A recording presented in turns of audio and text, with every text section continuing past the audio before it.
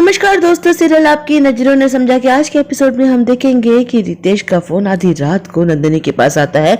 Nandini phone उठाती है, सोचती है कि कहीं रितेश के साथ कोई प्रॉब्लम तो नहीं है। कहती है सब ठीक तो है ना रितेश। रितेश कहता है कि अभी अभी किंजल ने मेरी डीपी लाइक करी है और मुझे उसे रिप्लाई करना है, एक शेर भेजना चाहता हूँ, प्लीज एक ओरिजिनल शेर लिखकर भेज दो ना, कोई फिल्मी गाना नहीं चाहिए, तुम मेरी मदद कर सकती हो। नंदिनी कहती है अरे इतनी रात को कोई किसी को फोन करता है क्या, और वो भी शेर के लिए। वो कहता है अरे अगर टाइम देखकर फोन करना पड़े तो बचपन की दोस्ती किस बात की, प्लीज प्लीज प्लीज मेरी हेल्प करो ना। और वो बताता है कि किंजल की आंखें ना भूरे रंग की है और उस पे पीले रंग के कपड़े बहुत सुंदर लगते हैं, प्लीज इन दोनों को मैच करके कोई अच्छी सी शायरी लिख दो। नंदिनी दर्श की ओर देखती है, दर्श ने भी इस वक्त पीले रंग की टी शर्ट पहनी हुई है। वो दर्श को देखकर एक खूबसूरत सी शायरी यूं ही गढ़ के रितेश को सुना देती है और कहती है इतनी रात को इससे ज्यादा मुझसे नहीं होगा। रितेश तुरंत ये शायरी भेज देता है किंजल को और रिप्लाई भी आ जाता है। रितेश बहुत एक्साइटेड हो जाता है, कहता है कि Nandini thank you thank you thank you, पता है किंजल ने मुझे रिप्लाई भी कर दिया है और कल वीडियो कॉल पे मुझे मिलने भी वाली है। नंदिनी कहती है चलो ठीक है। नंदिनी कहती है मैं फोन रख रही हूँ, तुम भी सो जाओ, मैं भी सो जाती हूँ, वो तो सो जाती है। इन दोनों की सारी बातें सुन चुका है दर्श और वो एक बार फिर से इनसिक्योर हो जाता है। नंदिनी और रितेश की इतनी गहरी दोस्ती अब वो बर्दाश्त नहीं कर पा रहा है। इधर रितेश बहुत ही एक्साइटेड है, शोभित के गले लग जाता है खुशी से, कहता है कि थैंक यू यार, तू मेरा सच्चा दोस्त है, कितनी अच्छी गाइडेंस मुझे देता है तू। शोभित कहता है कि ठीक है, लेकिन जब आप वीडियो कॉल पर किंजल से मिलोगे ना तो येलो कलर की टी शर्ट ही पहना, बढ़िया इंप्रेशन पड़ेगा, लड़की खुश हो जाएगी। रितेश बहुत खुश हो जाता है और शोभित भी खुश है कि धीरे धीरे ही सही रितेश उसके जाल में फंसता चला जा रहा है।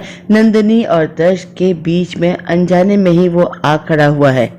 दर्श की आंखों में अब नींद नहीं है, वो उठकर बैठ जाता है, नंदिनी को जगाता है और उससे कहता है कि तुम रितेश से क्या बात कर रही थी, इतनी रात को ये कौन सी शेरो शायरी चल रही थी। नंदिनी हैरानी से उसकी ओर देखती रह जाती है, लेकिन ये तो सिर्फ दर्श का ख्वाब था। उसकी आंखें खुलती है, उसे याद आता है कि नंदिनी ने उससे कहा था कि वो उसे छोड़कर कभी नहीं जाएगी। देखता है तो नंदिनी बहुत ही सुकून की नींद सो रही है। वो मन ही मन सोचता है कि नहीं, नंदिनी से मैं ऐसा कोई सवाल नहीं करूंगा, मैं अपने और नंदिनी के रिश्ते का अपमान नहीं कर सकता। लेकिन अपने मन की बेचैनी का वो क्या करे, अब उसकी आंखों में नींद नहीं है। बाहर निकल जाता है, बाहर शोभित उसका इंतजार कर रहा है और उसे इस तरह से बेचैन देखकर शोभित को बड़ी खुशी होती है। वो एक बार फिर से अपने भाई को भड़काने की कोशिश करता है, उससे कहता है कि भाई अच्छा हुआ आप आ गए, मुझे आपसे जरूरी काम था। वो रितेश है ना, उसे एक येलो कलर की टी शर्ट चाहिए, आप अपनी टी शर्ट दे दोगे? मुझे तो पता नहीं उसे क्या काम है, शायद किसी ने उसे कहा होगा कि वो येलो कलर के कपड़े में बहुत हैंडसम लगता है।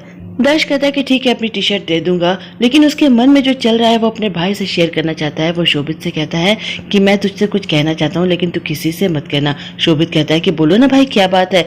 वो कहता है कि रितेश और नंदिनी की दोस्ती कुछ ज्यादा ही गहरी है। रात को 12 बजे रितेश ने नंदिनी को फोन किया। किसी भी शादीशुदा लड़की को कोई इतनी रात को फोन करता है क्या? शोभित अपने भाई को यूं इनसिक्योर होते देखता है तो उसे बड़ी खुशी होती है, लेकिन वो कहता है कि भाई आप कुछ ज्यादा सोच रहे हो। दर्श एकदम से खुद को संभाल लेता है, कहता है कि हाँ तू ठीक कह रहा है, मैं कुछ ज्यादा ही सोच रहा हूँ। अरे वो दोनों दोस्त है और मुझे तो ये भी नहीं पता कि उन दोनों के बीच में क्या बात हो रही थी, किस बात पर नंदिनी ने उसे शायरी सुनाई है। और दो दोस्त क्या एक दूसरे से बात नहीं कर सकते? और दोस्तों के बीच में बात करने का कोई समय होता है क्या? मेरा कोई दोस्त रात को मुझे फोन करेगा तो क्या मैं रिप्लाई नहीं करूंगा? और तू ही बता, अगर चार्मी तुझे रात को फोन करेगी तो क्या तू उससे बात नहीं करेगा? चार्मी का नाम सुनते ही शोभित एकदम से शॉक की स्टेट में चला जाता है, उसकी आंखों में आंसू आ जाते हैं। दर्श समझ जाता है कि चार्मी का नाम उसे नहीं लेना चाहिए था। वो कहता है कि आई एम सॉरी शोभू, मुझसे गलती हो गई। शोभित को वहीं पर छोड़कर दर्श चला जाता है। शोभित अब अपने आंसू नहीं रोक पा रहा है, वो अपना फोन चेक करता है, चार्मी की फोटो देखता है और कहता है कि आई एम सॉरी यार, मैं तुझे नहीं बचा पाया चार्मी। आज भी सुबह उठकर सबसे पहले मैं तेरा ही मैसेज चेक करता हूँ, क्यों चली गई तू मुझे छोड़कर? मैं जानता हूँ कि अब तू मुझे कभी मैसेज नहीं करेगी। वो अपने आंसू रोक ही नहीं पा रहा है। चाचा चाची प्रॉपर्टी में अपना हिस्सा मांग रहे हैं। विपुल और राजवी हैरान है, कहते हैं कि बात क्या हुई, बताओ तो सही, कुछ हुआ है क्या? लेकिन न चाचा बता रहे हैं न ही चाची, बस एक ही रट लगाए हुए हैं कि हमें हमारा हिस्सा चाहिए।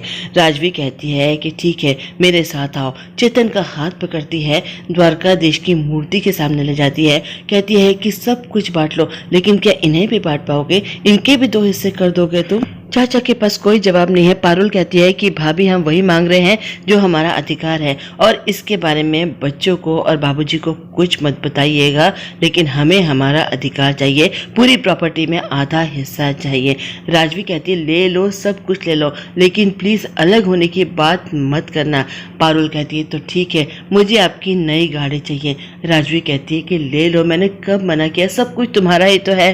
दर्श अपने कमरे में बेचैन सा बैठा हुआ है। उसके मन में बहुत कुछ चल रहा है जिसे वो नंदिनी से शेयर नहीं कर सकता है। तभी नंदिनी आती है और कहती है कि क्या आप जाने जाने पर डांस करने वाले हैं? कपड़े क्यों नहीं पहने अभी तक आपने ढंग से? वो कहता है कि क्या करूं, मुझे समझ में नहीं आ रहा कि मैं आज कौन से कपड़े पहनूं, तुम मेरी मदद कर दो ना। नंदिनी कहती है कि आपको मेरी मदद की जरूरत है? चलिए ठीक है, मैं मदद करती हूँ। 2-3 शर्ट निकाल के लाती है, मैरून कलर की, ब्लू कलर की। कहती है कि मैं क्या बताऊं, आप पर तो सभी रंग अच्छे लगते हैं। दर्श कहता है कि मेरे लिए एक शर्ट सेलेक्ट करने में तुम्हें इतनी प्रॉब्लम हो रही है, इतना वक्त लग रहा है। अच्छा ये बताओ कि तुम्हारा फेवरेट कलर कौन सा है? नंदिनी कहती है कि मुझे व्हाइट कलर बहुत पसंद है। दर्श कहता है कि तो फिर ऐसा करते हैं, मार्केट चलते हैं, मैं ढेर सारी व्हाइट शर्ट खरीदूंगा, रोज व्हाइट शर्ट पहनूंगा। मेरे पास व्हाइट शर्ट है ही नहीं, सिर्फ 20-22 ही है। नंदिनी को हंसी आ जाती है, कहती है अच्छा सिर्फ 20-22 व्हाइट शर्ट? दर्श कहता है कि अच्छा अभी मेरे लिए एक व्हाइट शर्ट ही निकाल दो, मैं व्हाइट शर्ट पहनता हूँ और हम दोनों मार्केट चल के व्हाइट शर्ट ढेर सारी खरीद लेते हैं। नंदिनी हंसने लगती है, कहती है ठीक है, चलिए चलकर शॉपिंग करते हैं। दोनों बाहर निकलते हैं तो बाहर पीले रंग की टी शर्ट में डॉक्टर रितेश खड़े, साथ में शोभित खड़ा है। रितेश नंदिनी के पास आता है, कहता है कि बताओ मैं कैसा लग रहा हूँ इस येलो टी शर्ट में। वो दर्श का भी शुक्रिया अदा करता है, कहता है कि थैंक यू ये टी शर्ट मुझे देने के लिए। दर्श कहता है इट्स ओके। नंदिनी कहती है कि तुम बहुत हैंडसम लग रहे हो, लेकिन इसके साथ पीले रंग की पैंट मत पहन लेना, वरना बिल्कुल ही जोकर लगोगे। और कहो तो हम मार्केट जा रहे हैं, तुम्हारे लिए 2-3 येलो टी शर्ट और ले आऊं मैं? रितेश हंसते हुए कहता है कि नहीं उसकी कोई जरूरत नहीं, वैसे भी मैं कपड़े ट्राई करके ही लेता हूँ। दर्श मनी में सोचा है कि मेरी टी शर्ट के ट्राई करके ली थी, यूं ही पहन के घूम रहा है ये। तभी गुन भी बाहर आती है मोबाइल पर बातें करते करते, और उसकी नजर अचानक से नंदिनी के हाथ में पड़े ब्रेसलेट पर पड़ जाती है। अब गुन की तो कमजोरी है, तरह तरह के गहने, उसकी आंखों में चमक आ जाती है। खैर दर्श और नंदिनी निकल जाते हैं शॉपिंग के लिए। दोनों घर के बाहर जैसे ही आते हैं, एक चोर आता है, नंदिनी का पर्स छीनने की कोशिश करने लगता है। नंदिनी चिल्लाती है छोड़ छोड़ मेरा पर्स छोड़। दर्श उसका पीछा करना चाहता है, लेकिन वो देख नहीं पाता, सामने पड़े पत्थरों पर उसका पांव अटक जाता है। लेकिन तभी रितेश आता है, चोर को पकड़ता है और उसकी बहुत पिटाई करता है। सब उसे रोकने की कोशिश करते हैं, लेकिन जैसे उसके सिर पर भूत सवार है। वो कहता है कि नंदिनी को नुकसान पहुंचाने की कोशिश करता है, मैं तुझे छोड़ूंगा नहीं। नंदिनी चिल्लाती कहती रितेश बस करो, किसी तरह से उसे रोकती है। चोर माफी मांगकर वहां से चला जाता है। रितेश जल्दी से आता है, नंदिनी का हाथ दिखता है, कहता है कि कितना खून आ रहा है। नंदिनी कहती है कि परेशान मत हो, छोटी सी चोट है और इतनी मारामारी करने की क्या जरूरत थी। रितेश कहता है कि तुम कैसी बातें कर रही हो, तुम्हें कुछ हो जाता तो, तुम्हें कोई नुकसान पहुंचाया मैं बर्दाश्त नहीं कर सकता, और जोशी काका के जाने के बाद तुम दोनों बहनों की जिम्मेदारी मैंने ली है। एक परिवार के सदस्य की तरह हमेशा मैं तुम्हारे साथ खड़ा रहूंगा। दर्श ये सारी बातें सुन रहा है, उसे बुरा लगता है कि आज अपनी पत्नी की रक्षा वो नहीं कर पाया, बल्कि रितेश ने की है उसकी रक्षा। गुन एक बार फिर से आग लगाने की कोशिश करती है और कहती है कि नंदिनी का तो कुछ समझ में ही नहीं आता, अरे पति को और दोस्त को दोनों को एक साथ उंगलियों पर नचा रही है। दर्श उसकी बातें सुनकर चला जाता है। इधर चाचा और चाची कुछ परेशान हैं और कहते हैं कि कहीं कुछ गड़बड़ ना हो जाए। तभी चाचा जी के पास किसी का फोन आता है। ये कोई और नहीं बल्कि नंदिनी के जीजा जी हैं। इनका क्या प्लान है चाचा जी के साथ, कुछ समझ में नहीं आ रहा है। चाचा जी पूछते हैं कि अभी तक सब कुछ ठीक है ना? वो कहते हैं कि हाँ सब ठीक है। क्या ठीक है भाई, ये तो आगे ही पता चलेगा। खैर दर्श और नंदिनी घर के अंदर आते हैं। दर्श नंदिनी की किसी बात का जवाब नहीं दे रहा है, वो अपने कमरे में चला जाता है। नंदिनी उसे आवाजें देती रहती है।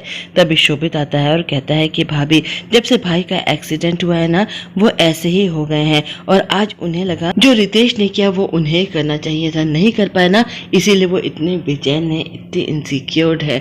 नंदिनी कहती है लेकिन मैं जानती हूँ, वो खुद जानते हैं कि वो बहुत काबिल है, किसी से कम नहीं है। शोभित कहता है लेकिन क्या करे, वो इतने इनसिक्योर्ड हो गए हैं। पता है आपको, पहले ना कभी कभी उनके मन से ये इनसिक्योरिटी दूर करने के लिए मैं खुद को को जानबूझ के किसी प्रॉब्लम में डाल देता था और फिर वो मुझे बचाते थे, तब जाकर वो रिलैक्स हो पाते थे। आपको भी ऐसा ही कुछ करना चाहिए। नंदिनी कहती है कि आपका मतलब है कि झूठ मूठ में मैं अपने आप को किसी प्रॉब्लम में डालूं, जैसे कि मैं इस पूल में गिर जाऊं। जैसे ही नंदिनी कहती है, शोभित जल्दी से उसे उठाता है और धक्का मार के पूल में गिरा देता है और फिर कहता है कि भाभी चिल्लाइए, आवाज दीजिए भाई को। नंदिनी चिल्लाती है, मुसीबत जी बचाइए बचाइए। जल्दी से दर्श आता है, कहता है नंदिनी क्या हुआ, तुम पूल में कैसे गिर गई। बस आज का एपिसोड यहाँ पर खत्म हो जाता है। अब कल हम देखेंगे कि नंदिनी का ब्रेसलेट कहीं खो गया है। दर्श ज्वेलर को फोन करके पता करता है कि नंदिनी कहीं उसे बेचने तो नहीं आई थी। तभी शोभित आता है, कहता है कि डॉक्टर रितेश को वो मिल गया, परेशान मत होइए। बार बार रितेश का नाम लेने से अब दर्श को भी शक पड़ने लगा है। वो शोभित से कहता है कि तू क्या करने की कोशिश कर रहा है। बस आज इतना ही, कल फिर मिलते हैं। आप मेरे चैनल को लाइक करें, शेयर करें, सब्सक्राइब करें। मैं चलती हूँ, बाय।